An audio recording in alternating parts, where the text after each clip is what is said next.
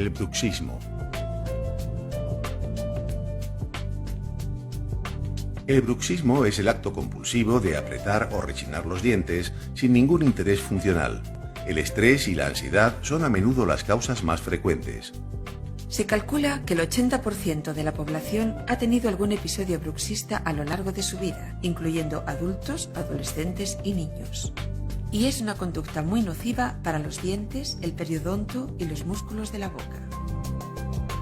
Existen dos tipos de movimientos bruxistas: el apretamiento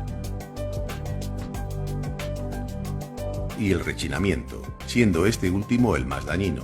La manifestación más común del bruxismo es el desgaste de los dientes. También podrá causar sensibilidad dental y fisuras, o incluso fracturas y desprendimientos de restauraciones. Además, puede producir la pérdida de anclaje de los dientes.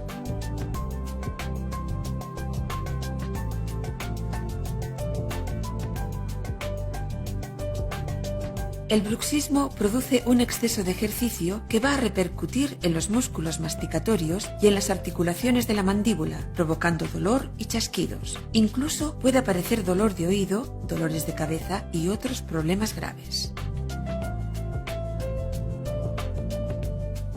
El bruxismo puede ser diurno o nocturno, siendo este último el más frecuente y que a menudo pasa desapercibido.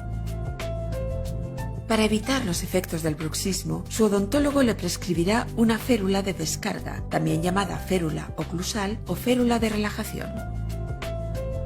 La férula es un aparato generalmente de resina transparente que se interpone entre los dientes. La férula mejorará la posición de la mandíbula, evitará el desgaste y las fracturas dentales y relajará los músculos masticatorios.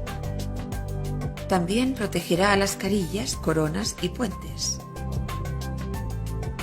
Sin duda, la férula es el tratamiento dental más conveniente ante el bruxismo, ya que ofrece excelentes resultados a medio y largo plazo.